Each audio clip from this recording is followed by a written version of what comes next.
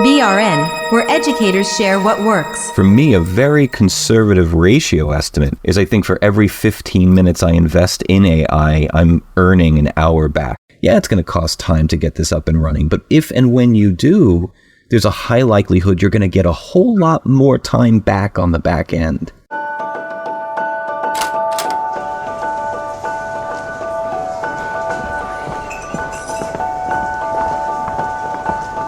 Well, good morning, everybody. How you doing today? Good, thank you. Wonderful. Good morning. We all know Errol, I'm founder of the BRN podcast network. Yep, Tom, Dan, Julie, Caroline, good to be here with you and have a chance to join the conversation. What are you guys talking about today? One of the things that I ran across this week was an article that talked about doing AI just for the sake of doing AI. And it really struck me. Are we doing it with due diligence, or is it just the new thing that we're bringing into our classroom because we like to be innovative and do the new thing? You know, how are we really using it, and are we using it well? Yeah, this has been a common story, right? The computers in education, I think I've heard this. Clickers in education, I heard this. Certainly tablets and iPads, this same thing. So is it just the echoing of, are we shoehorning the next shiny ring into the classroom for the sake of shoehorning it? Is that what you mean? Yeah. I've come across the same conversation just this week. I was accused of just putting AI in for AI's sake, and I totally disagree. Absolutely disagree with this. So I'm running, my course at the moment is AI-driven innovation from concept to implementation, and we're working on building AI things, so AI solutions for stakeholders at the university. Built off this, I'm now launching next week an AI cafe for instructors, where I'm going to showcase new tools that we've used. We're going to chat about them. I can help the instructors get online with those. But the point of the cafe is that each of these tools has been used in the classroom for a very specific reason for teaching and learning, and has been trialed as well. I'm not just throwing them in. Some examples are Miro now has AI capability. Miro does templates, so we're looking at empathy mapping and customer journeys. And the AI solutions we're finding within it are incredible. They're really helping us with our analysis. It's not just a shiny new tool to show off in the classroom. So, yeah, this is a really important point. But I disagree that it's just there for show. We're really using it, and we're using it well and effectively for teaching and learning. Well, I guess it depends on where you are, because I've also seen people say AI for AI's sake, and then kind of like a punishment for even trying to use AI, like colleagues saying to colleagues, did you use AI? Right. Accusingly, right? Yeah. Accusingly, thank you. That's the word.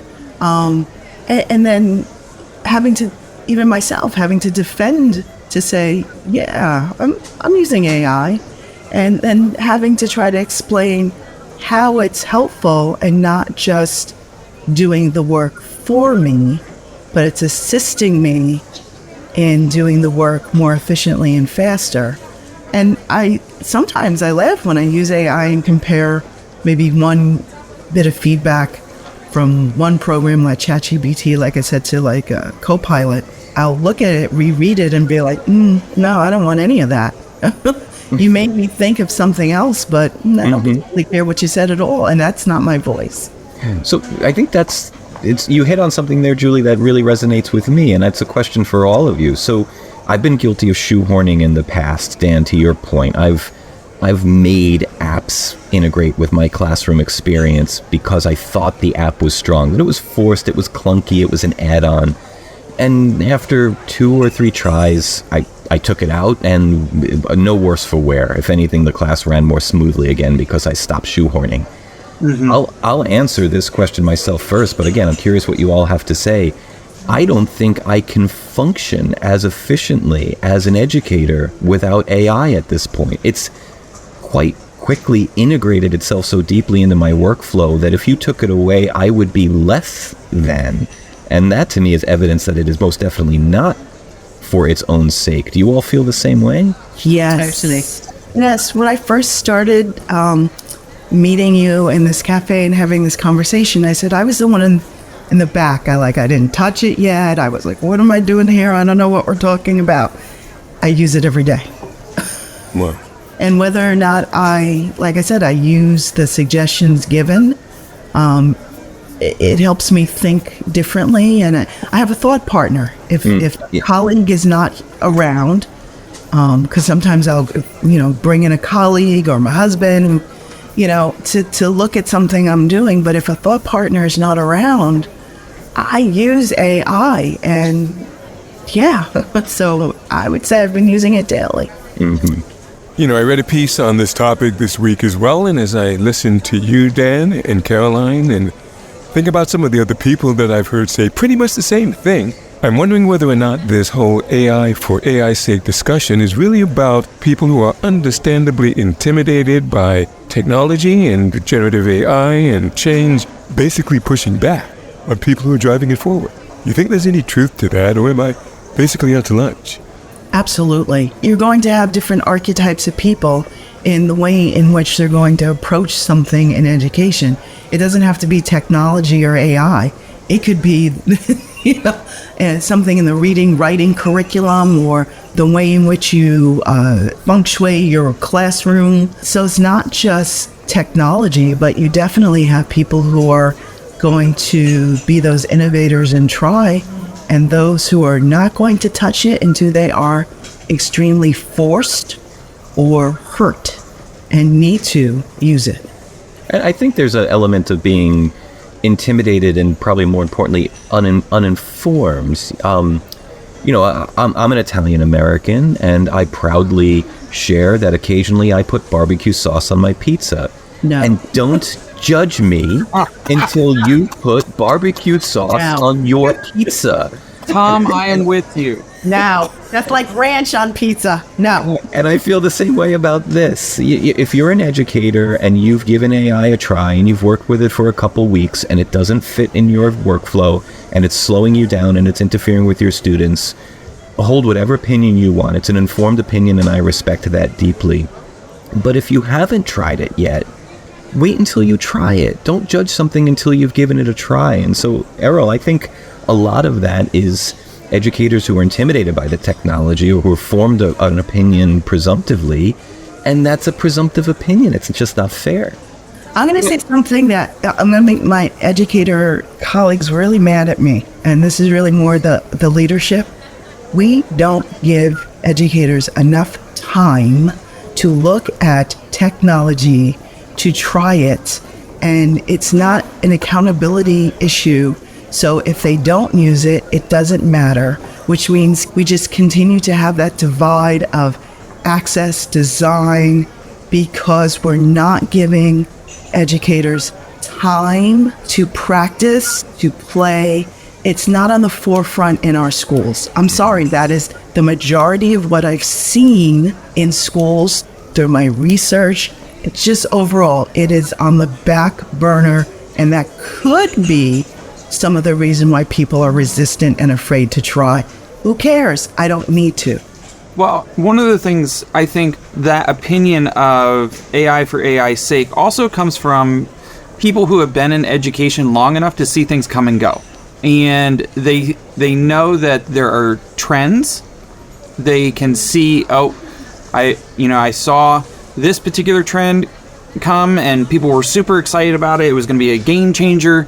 And then it left. Then we were back to what we've always done and what has always worked. But then there's also the idea that AI really hasn't been around long enough for us to evaluate the long-term results. So there's a hesitancy of, is this worth the investment?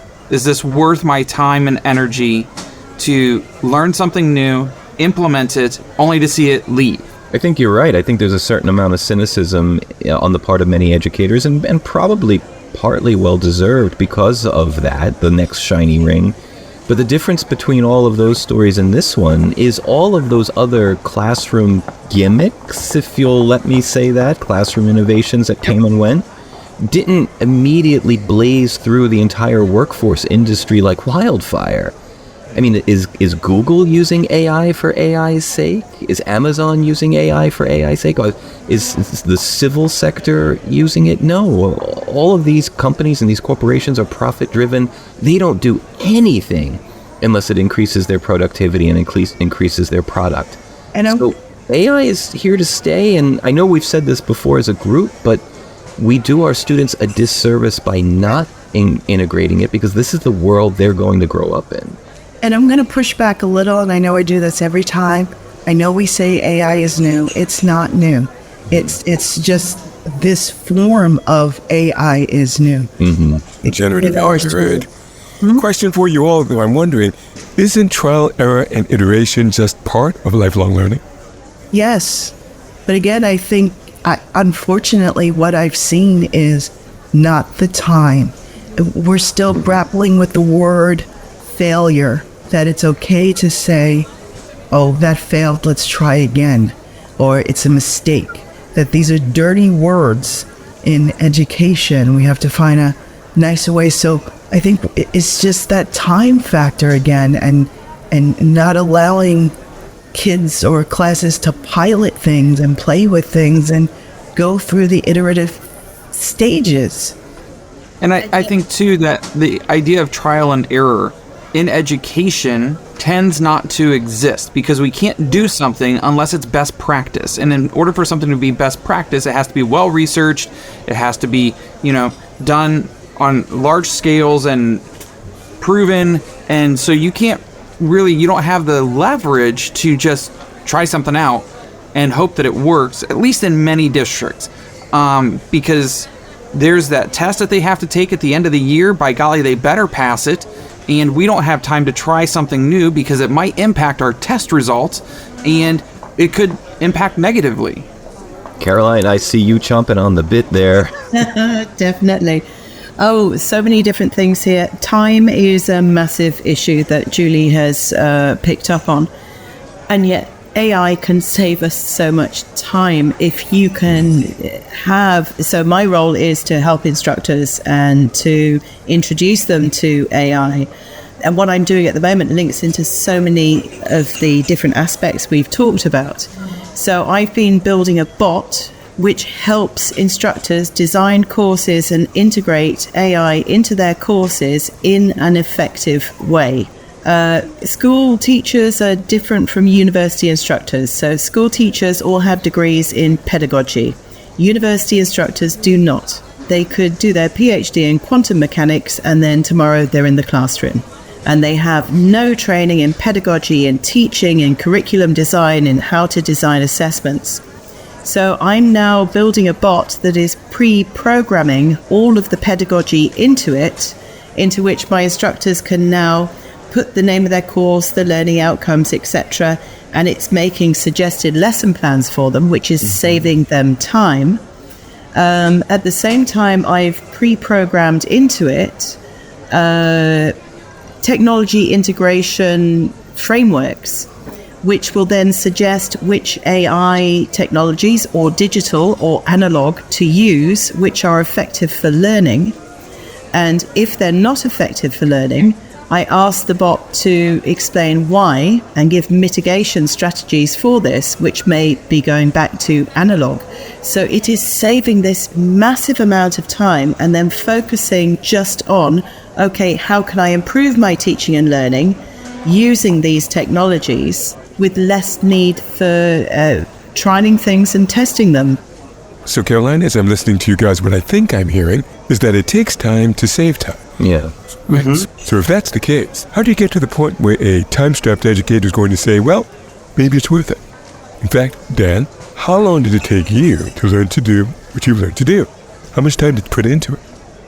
I mean, it's a topic in which I am still navigating. I'm still spending a great deal of time invested in learning platforms and learning prompting, because prompting is different on different platforms. Some require it to be more simple, some want it to be more complex. It's something in which, if you're really going to jump into using AI, it is a mind shift. This isn't a tool that is just going to lighten your workload and save you time. You actually have to figure out how to use it well. And one of the articles I read recently, it equated it to the diet pill. And if you're looking for something simple that doesn't require you to change your habits, this is not it. It's not going to work out well. It's not going to be done with due diligence. It's not going to be done in a way that truly impacts your classroom for the better and could potentially cause more damage. It's something that you really truly have to invest in.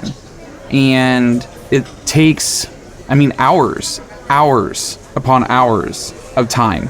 I'll put it back on that a little bit, though, because I think that there are degrees. I haven't deeply embedded my AI into my classroom with my students. And Dan, before I push back, I will say I agree with everything you just said 110% for integrating AI with students in the classroom. But I use it more the way that Julie and Caroline have been pointing out. I use it as a colleague, as a co-pilot, as an assistant. And in that way, the learning curve was very, very short, and the amount of time being saved is huge. So yeah, if you're gonna teach with it directly and have students engage with it, a lot of upfront learning, a lot of trial and error, a lot of making sure that's going to be seamless, and a lot of potential for disaster if it goes badly. But if you're going to use it as a free personal assistant, there's no real risk, and it's a much shorter learning curve, and still huge gains to be had. I agree with that. I'm glad that you brought up the difference because, if you are using it in your classroom with your students, one, you have to understand FERPA and COPA compliance. You have to make sure that, you're protecting student data and you're doing all of those different things. But if you're using it just as a helper for you personally, absolutely. It's got a really short learning curve. And it's one of those things where once you use it once, you're not going to use it once. Yeah. I was listening to what you were saying before, Dan, and two words just popped out. I'm hoping I'm going to make some sense out of this. You said the word damage and you said the word invest. And what scares me is that is not what we're necessarily doing with students in regards to AI.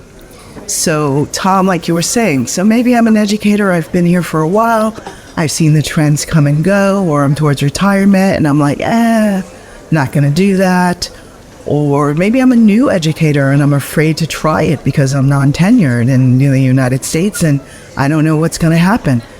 But all of that, again, goes to the fact that we're not putting this at the forefront in education so that students who are going to need this, who are still using it now, whether we're using it with them or not, what damage could we be causing if we're not helping them work with it the correct way, so that we need to invest that time with them to help them be, digital citizens that are safe and secure, but who know how to create with technology. And this is the technology that's in their presence and is going to be in their future.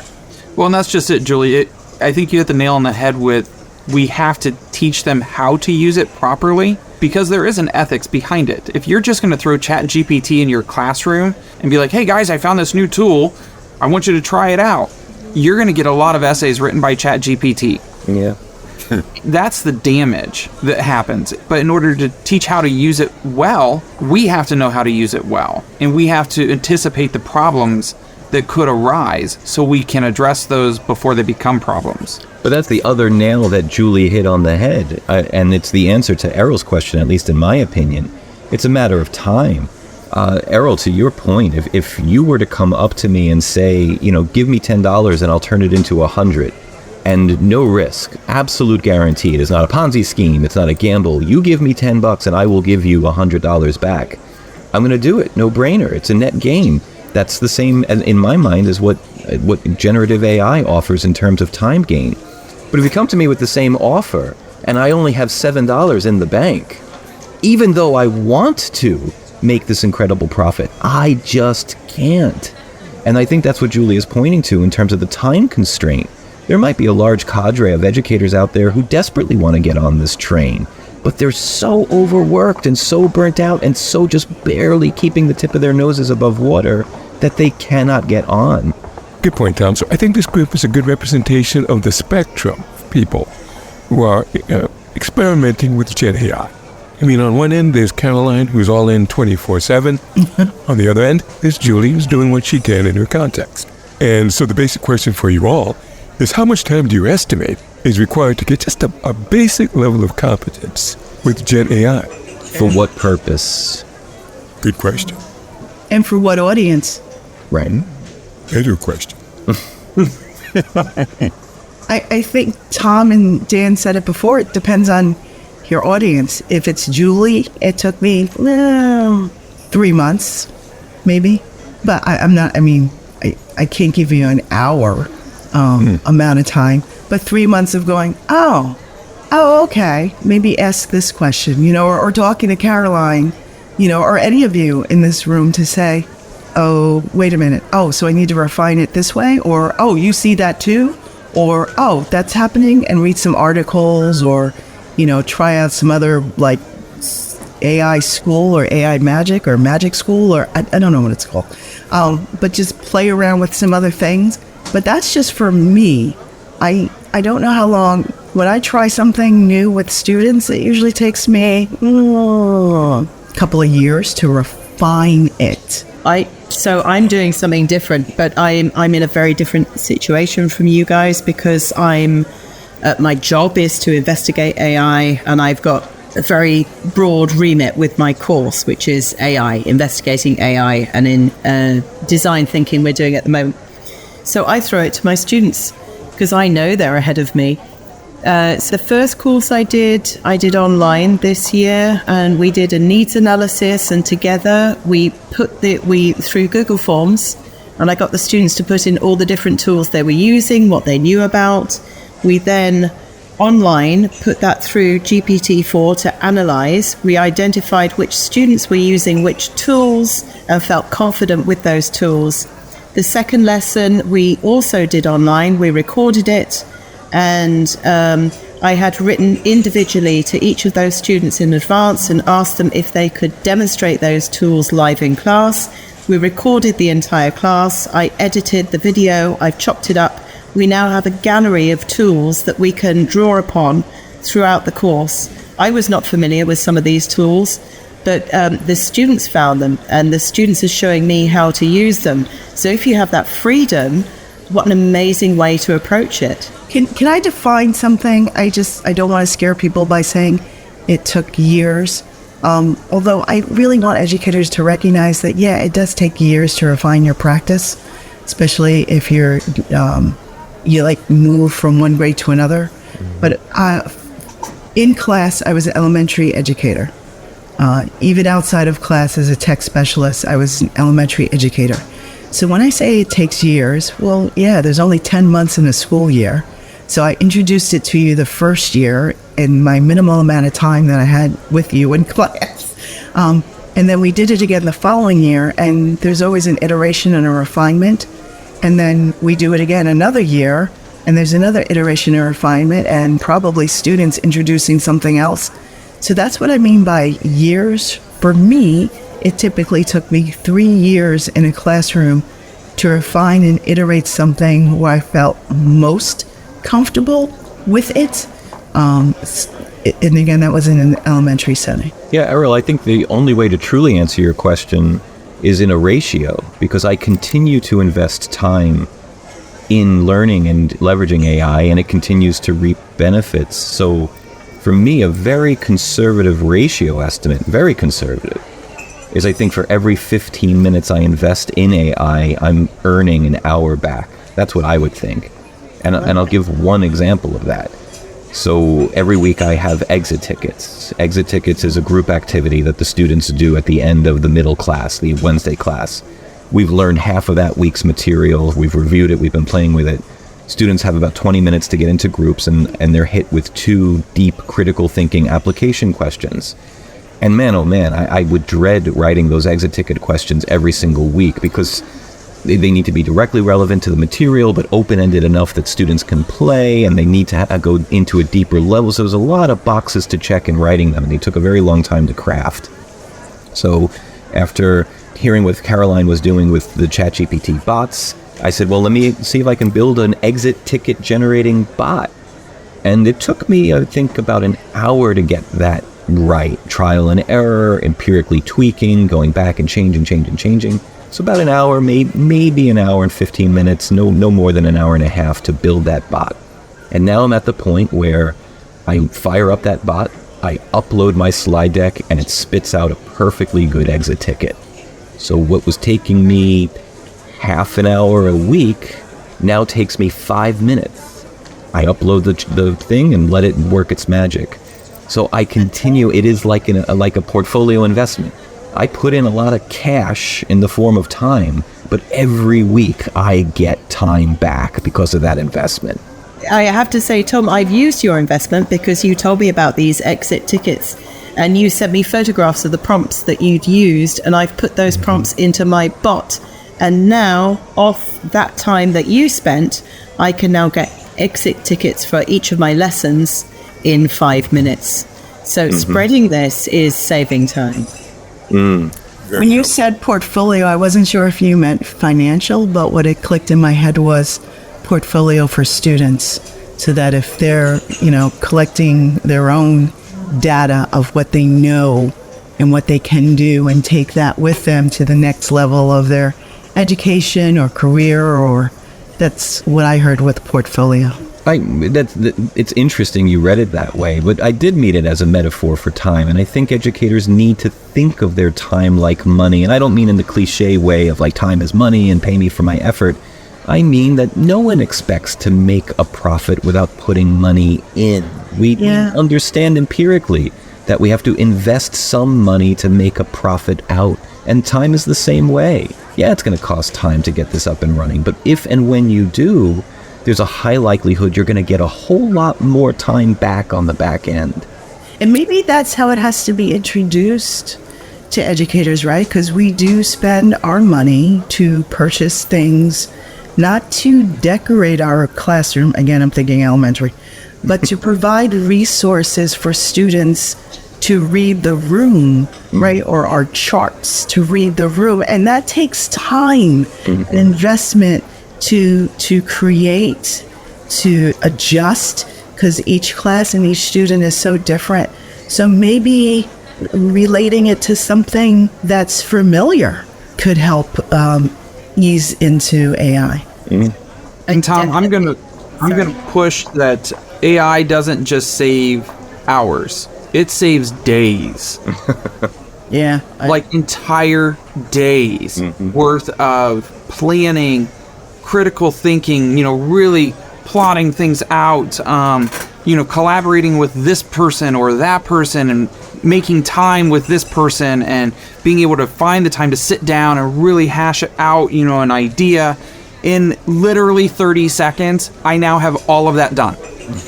And I've asked truly someone that has more knowledge than anyone else that I could have asked, because they have access to just so much, absolutely so much. I don't want to say the entire internet, because I think it's more than that. And I now have that partner, and that person is always available, which is incredible. So it saves days. I love it. Love what I'm hearing, because lots of tech evangelists I hear are struggling with how to get this message across. And I think between the 3 points that you all made, Tom, your point about ratios, Dan, your point about time saved, and Julie, your thinking about how to go about communicating this mindset, I think is very helpful. It certainly was helpful to me. So from our perch then, as we get ready to get the check and move on to another week of work, final thoughts on AI for AI's sake. What do we all think of that perspective? Diplomatically, please. I just don't agree. It exists. I mean, it's useful. Everything I've done with it is useful. It's not for AI's sake. Yeah, I think maybe it's insulting. So in the beginning of the 3D printers, classrooms have tons of keychains they're never going to use. but look at the advancements of a 3D printer that maybe we never thought were the possibilities. There are possibilities we haven't even thought of in regards to AI, but we can't just say it's for AI's sake, because it's here now and it's going to be the future of what our students need to use. I'm going to say that there are times when I think maybe we started using AI just because it was new, and we were like, holy cow, this could be game changing. And we brought it in for the sake of bringing in that new tool, and maybe that's what innovators do. But then once we realized the power that it held, we had a mind shift. This wasn't just for AI's sake, it was for the sake of our students, for the sake of our classroom, and it became a tool instead of a novelty. Yeah, and I think I'll wrap up by saying I'll fully concede education's been guilty of a lot of fads and a lot of gimmicks. We've fallen into a lot of traps. But when the personal computer was developed, it burned through education, and every district was buying personal computers, and every elementary school had a logo programming class, and those computers are still there. And the reason why those computers are still there is because the personal computing revolution went right through the employment sector. Companies had them, workers needed them, and everyone had to be familiar with it. And from where I'm sitting, generative AI is the exact same thing. It's not going anywhere.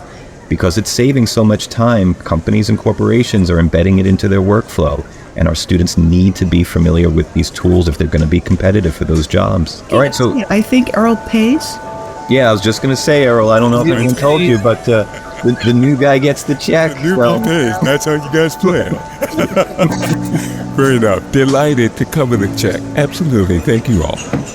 Thank you. Have a great week, everybody. All right. Take care. Me too.